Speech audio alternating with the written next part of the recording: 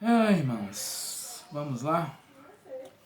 Dando continuidade ao nosso trabalho aí, nós temos falado muito sobre propósito, sobre fazer a vontade de Deus, né? É um tema recorrente, é um tema que sempre temos que trazer em mente. E eu queria continuar falando de propósito hoje, mas ampliar um pouco os aspectos do propósito de Deus para nossas vidas, tá bom? Eu vou ler Romanos capítulo 8 e vou ler do versículos 26 ao 28.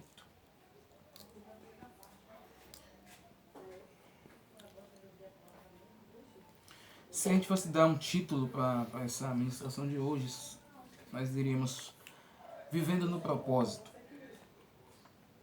Vivendo no Propósito de Deus. Embora que podemos dar vários outros títulos, mas eu acho que esse vai agregar aquilo que eu gostaria de falar com vocês. Então, repetindo o texto, Romanos capítulo 8, versículo 26 ao 28. Diz assim na minha tradução, estou lendo no Almeida século 21.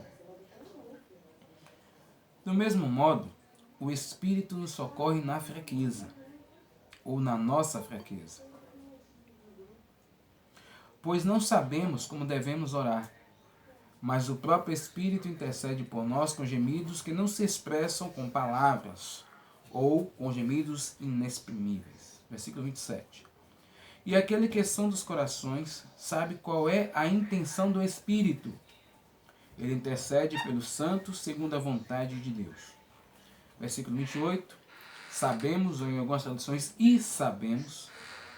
que Deus faz com que todas as coisas concorram para o bem daqueles que amam o Senhor, ou que todas as coisas cooperam para o bem daqueles que amam o Senhor, dos que são chamados segundo o seu propósito. É um texto bem conhecido nosso, principalmente o versículo 28.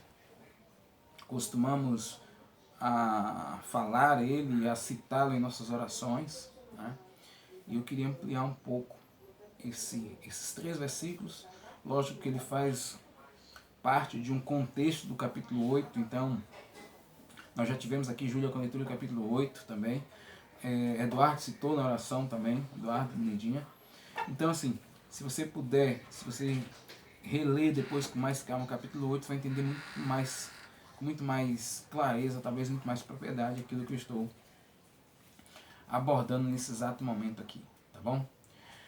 Então vamos lá.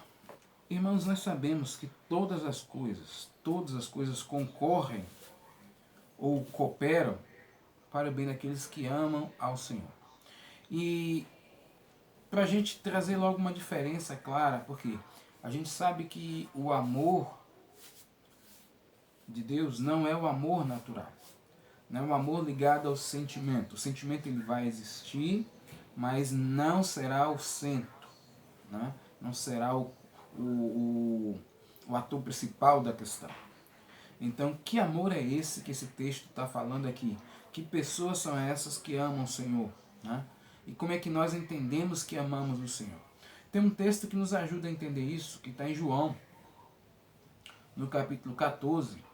Tem os versículos 21 e versículos 23. Então, João, capítulo 14, versículos 21 e 23. Então, quem estiver anotando, o texto que lemos inicialmente foi Romanos 8, do 26 ao 28, e agora vamos ler o João, capítulo 14, versículos 21 e 23, referindo-se a essas pessoas que amam o Senhor. Então, que pessoas são essas? Ou como é que entendemos que amamos ao Senhor? Versículo 21.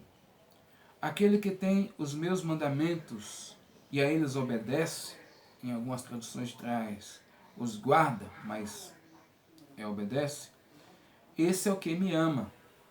E aquele que me ama será amado por meu Pai, e eu o amarei e me manifestarei a ele. Vamos para o versículo 23.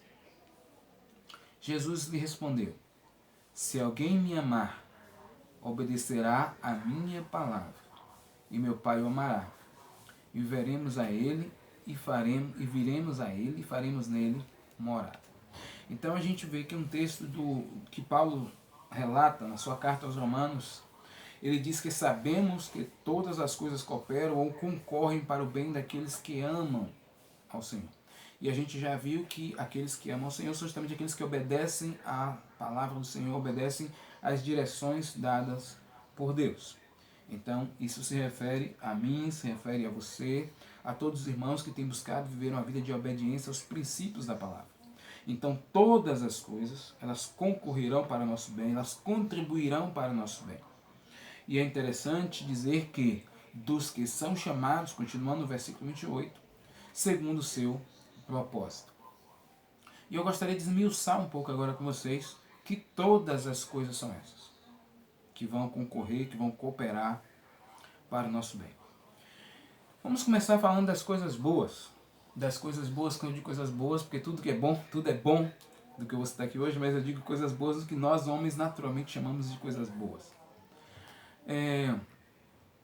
Quando você tem uma melhora financeira, quando você tem uma surpresa boa, quando o Senhor te apresenta um cônjuge, o seu cônjuge, quando você tem filhos e esses filhos crescem no caminho do Senhor, essas coisas cooperam para o teu bem, porque você ama ao Senhor, né?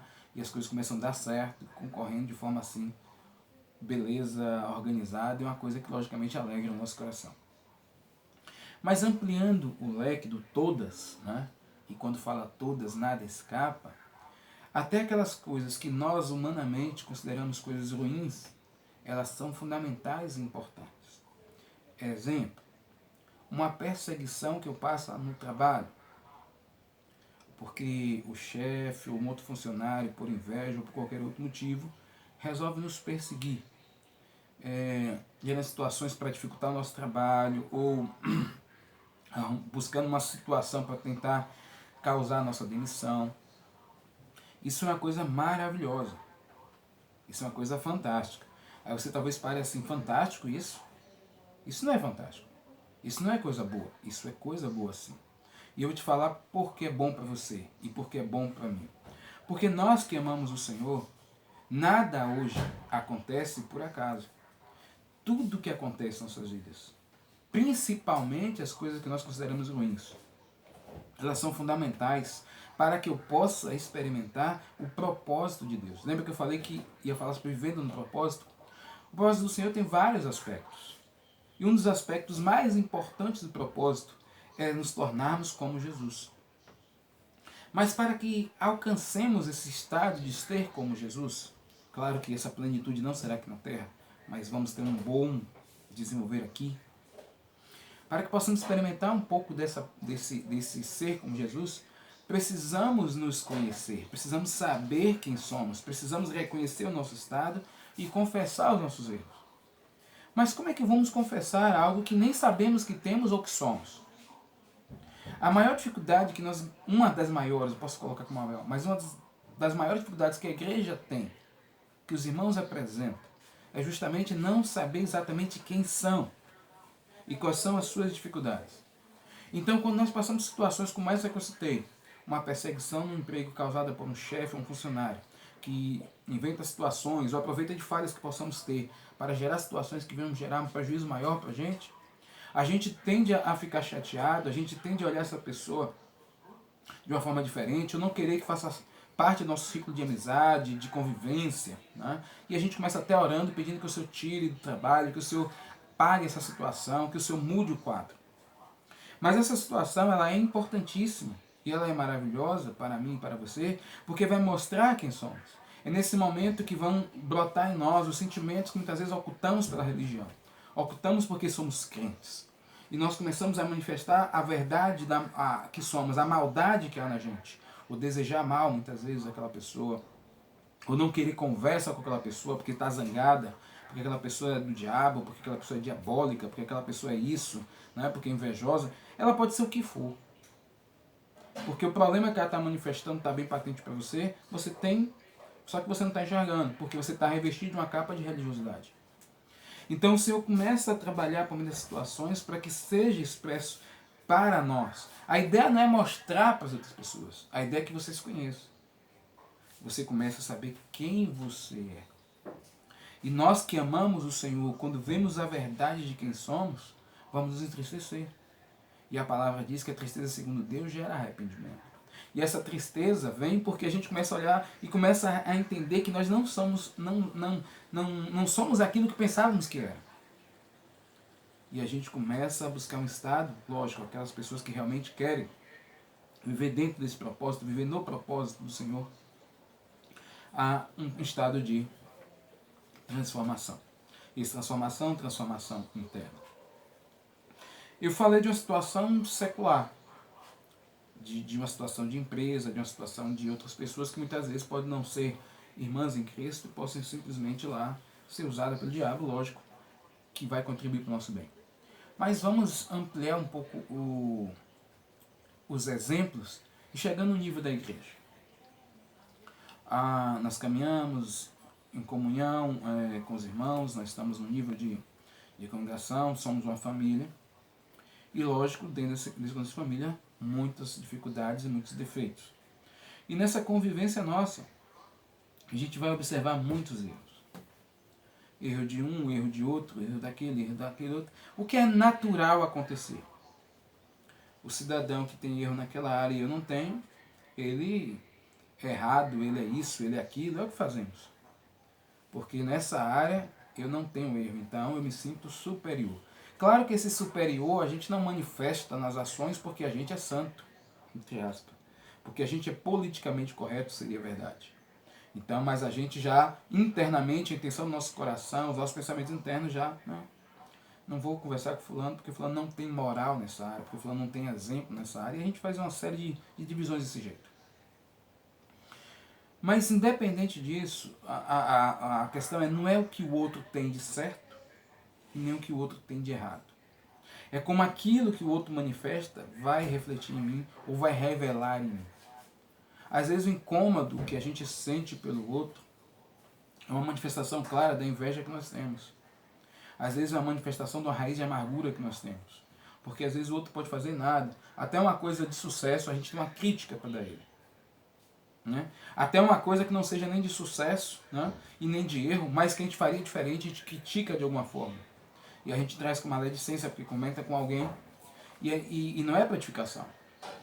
É simplesmente por um comentário, porque você quis compartilhar uma coisa com outra pessoa.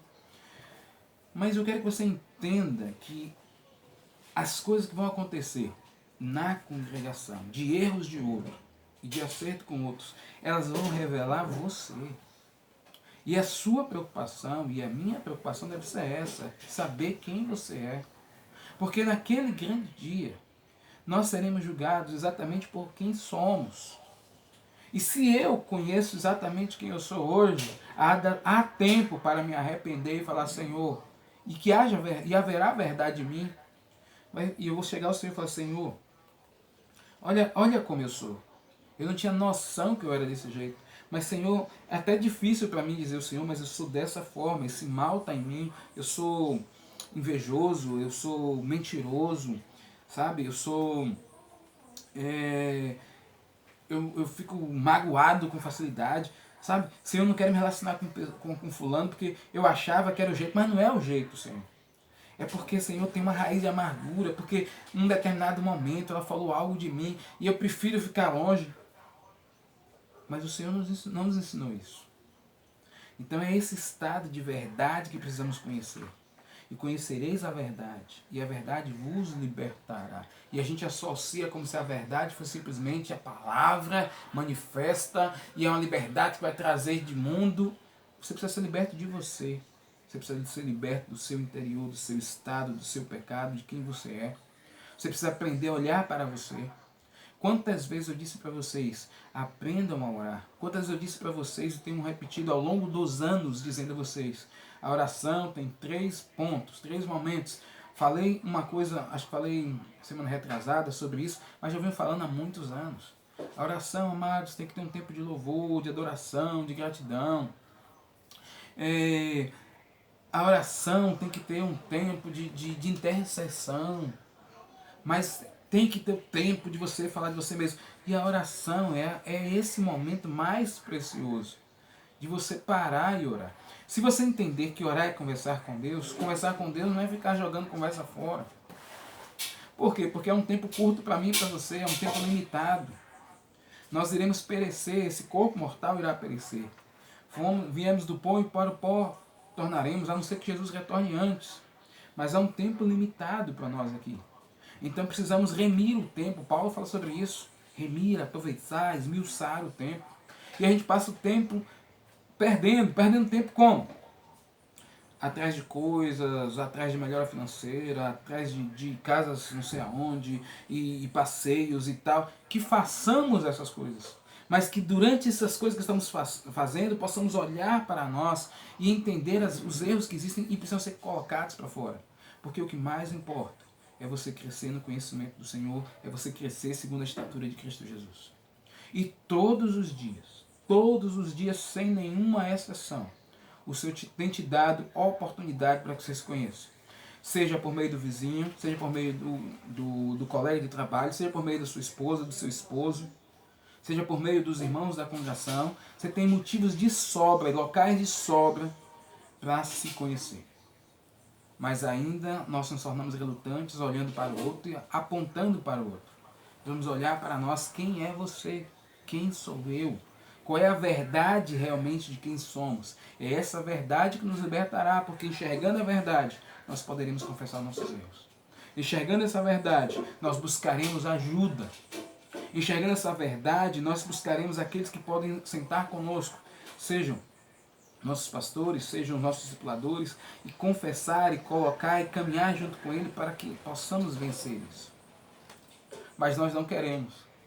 E aí você para assim, por que nós não queremos? Porque meu discipulador é errado, meu pastor é errado. E quem disse aqui que tem algum certo, pelo amor de Deus? Todos nós estamos num processo e cada um com a sua dificuldade. E cada um dará conta de si, cada um terá que responder por si.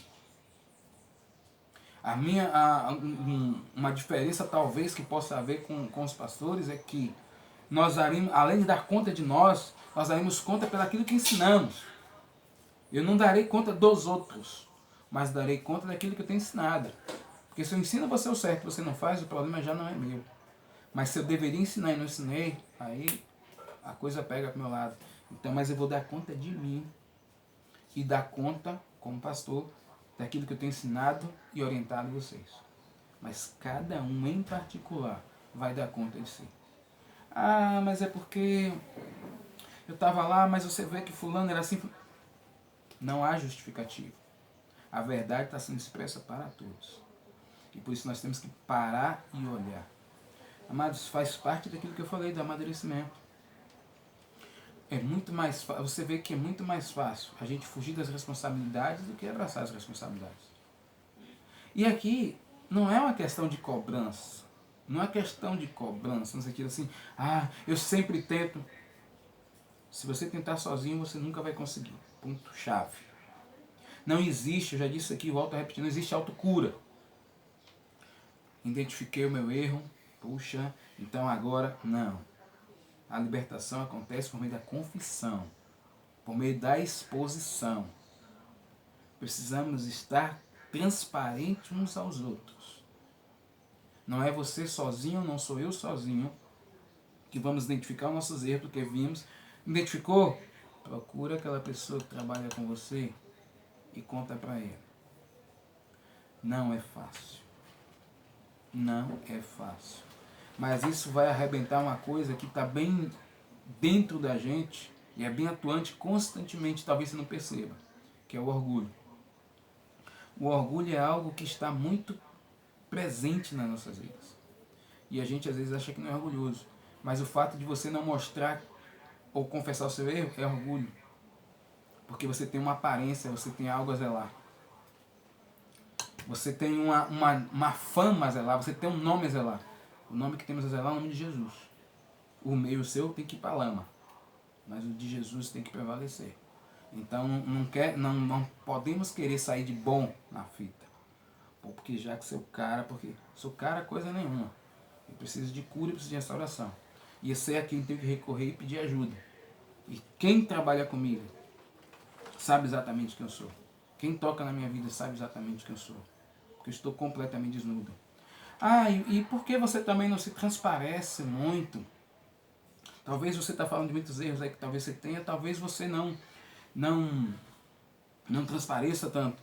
Porque pelo nível de maturidade das pessoas, as pessoas não conseguem ouvir os nossos erros ou não conseguem nos ajudar. Porque elas se escandalizam. Por isso que a gente procura pessoas que possam nos ajudar, que são logicamente um pouco mais maduras nesse contexto. Então, quando estou falando essa questão de transparência, é cada um chegar agora em pegar o microfone no púlpito e falar: é porque eu sou bandido. Se o Senhor te levar a isso, é uma coisa. Mas lembrando que o fato de você confessar publicamente que você é bandido não vai deixar não é o ponto de você parar aí. Você tem que procurar o seu discipulador e se submeter ao tratamento. Se submeter aos conselhos. Quando eu falo tratamento, eu falo de conselho, de orientação. Porque senão isso se torna um desabafo. E desabafo o mundo também faz.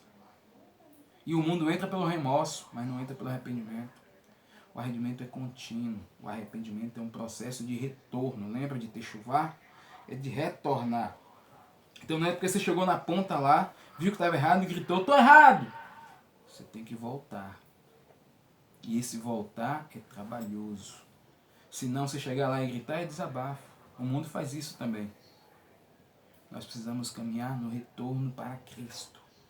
O processo de retorno para Cristo é um processo de transformação. A igreja, amados, está cheia de pessoas desse jeito. Que um dia abriram a boca e disseram: eu sou pecador, sou isso, sou aquilo. Mas não se submeteram ao processo de retorno. E aquele processo, porque ela disse um dia que era tal coisa, mascarou o processo de cura. E ela continua sendo a mesma pessoa. O Senhor está nos chamando a ser limpo, a ser purificados. E esse processo de purificação é um processo contínuo. Não é porque você lavou o copo que o copo nunca mais será necessário lavar. Mas eu lavei o copo e nunca mais usei. Ele vai empoeirar. Pode ter passado um bicho em cima. Assim vai ser eu e você. A gente vai ter que sempre estar revendo as áreas. Por isso que quando a gente senta com... É ruim a gente falar essa questão de discipulador, de questão, por quê? Porque alguém tem autoridade sobre a gente. E a gente não gosta disso. Por quê? Porque naturalmente a rebeldia nos trouxe isso, a aversão. E essa aversão muitas vezes não é visível, ela está no íntimo. Né? E a gente gosta da amizade, mas a gente não gosta da submissão. A gente gosta de estar com as pessoas, mas não gosta de ser orientadas por elas. Por quê? Porque elas são erradas. Mas eu volto a dizer o que eu já disse. E quem disse que existe algum homem aqui na terra que não é errado? Mas foi isso que o Senhor nos deu. E se o Senhor nos deu isso, nós amamos o que vem do Senhor. E por isso eu volto a dizer a vocês, e sabemos que todas as coisas, elas cooperam, elas contribuem para o bem daqueles que amam Deus. Tantos textos bíblicos que, se a gente parar um pouco e analisar, você vai observar que tem coisa que está faltando na sua vida. E você fala assim: por que está faltando? Tem um versículo, deixa eu ver se eu consigo pegar ele aqui.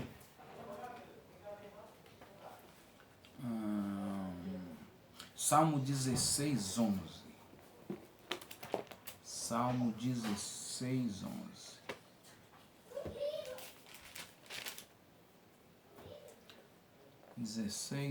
11. Diz assim na minha tradução: tu me farás conhecer o caminho da vida. Na tua presença há plenitude de alegria. À tua direita há eterno prazer. Ou numa outra tradução, pegando só essa parte B, ela diz, cadê o versículo 16? Em sua presença há plenitude de gozo, delícias à tua destra para sempre. Nós sabemos que nós estamos na presença do Senhor todos os dias. Nós sabemos que o Espírito Santo habita em nós. E a gente lê um texto que disse que na tua presença há plenitude de alegria. Não poderíamos então fazer a pergunta: onde está a plenitude dessa alegria?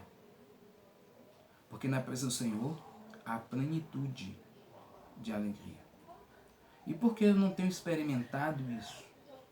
É uma pergunta para a gente analisar. E se eu não tenho experimentado isso é porque tem alguma coisa faltando. Ou tem alguma coisa que não deveria estar. Pode ser uma raiz de amargura. Não. Em mim? É uma pergunta. A pessoa mais indicada para dizer se há ou não é o Senhor.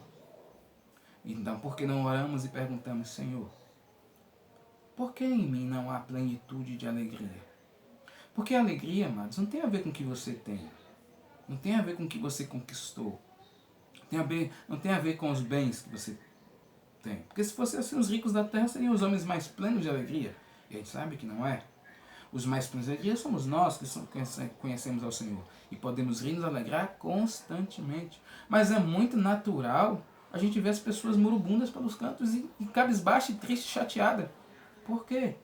Porque tem alguma coisa que está faltando, está fora do lugar. Então, Senhor, por que eu não estou vivendo essa plenitude de alegria? À tua direita ou à tua destra, há eterno prazer. Senhor, por que está faltando esse prazer? Eu estou em Ti, mas por que falta prazer? Porque o prazer não está associado à felicidade ou à alegria que essa terra vai lhe oferecer.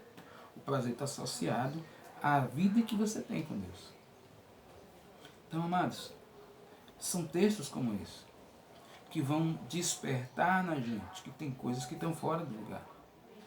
São textos como esse que nos fazem lembrar de Jesus.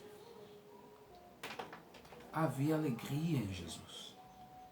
Havia satisfação, prazer. E quando a gente vai olhar o contexto de Jesus, era um contexto completamente às margens do que aquela sociedade buscava. Uma sociedade religiosa que buscava aparência, buscava fama, buscava reconhecimento, buscava valores, riquezas. E a gente vê um Jesus que não estava nada desse, não vivia esse contexto. E estava feliz, estava alegre. E estava plenamente convicto que vinha fazer a vontade do Pai. Isso deve haver em mim e em você. E temos que entender que é o Senhor que nos conduzirá. O caminho que Ele nos conduziu, pelo qual vamos passar, seja ele difícil ou não, seja ele mais apertado ou não, seja ele mais complicado ou não, que vai fazer com que experimentemos o melhor dele. E é isso que nós queremos, o melhor de Deus. E o melhor de Deus não é necessariamente o melhor para mim. E é isso que você precisa entender. O melhor de Deus não é necessariamente o melhor para mim. Agora calma. Não é o melhor para mim no que diz respeito à minha carne, mas será o melhor para mim no que diz respeito ao que vai formar em mim para Deus. Então a gente tem um conflito diário, porque a gente quer viver os prazeres da terra em nome de Deus. Mas a gente não foi colocado aqui e não estamos em Cristo para viver os prazeres da terra em nome de Deus. Estamos aqui para viver os propósitos de Deus. E os propósitos de Deus vão ser trabalhados, gerados e fomentados em nós através de tudo aquilo que nós vamos experimentar aqui. Que possamos experimentar momentos de prazer e alegria. Mas não é esse o objetivo do Senhor. O objetivo do Senhor é nos fazer conforme a imagem de seu Filho. O propósito de Deus para mim, para você, é que vivamos segundo a imagem dele. Isso depende de onde eu estou. Ah, porque se eu tivesse um carro eu estaria melhor. Não estaria melhor. Não, porque se eu tivesse uma casa eu estaria melhor. Não estaria melhor. Não, porque se eu desenvolvesse tal coisa assim, porque se me desse aquele cargo... Não. Não tem a ver com cargo, não tem a ver com carro, não tem a ver com casa, não tem a ver com nada que você vai conquistar. Não tem a ver com sua vida financeira equilibrada. Não tem nada a ver com isso. Tem a ver com o seu estado. Quem é você? Como é que você está diante da orientação do Senhor e a revelação do estado do Senhor? Essa revelação de estado e essa tristeza com Deus te dizer o arrependimento que vai te tornando uma pessoa feliz. Porque ela vai lavando e te fazendo parecendo mais com Ele. Fora isso, você pode ter tudo que você gostaria de ter. Sua vidazinha organizada, carrinho na garagem, a casa belezinha, finanças tudo lindo, ser aquela pessoa bem vista na igreja, olha que cara lindo, olha que cidadão organizado financeiramente, olha que cidadão bem.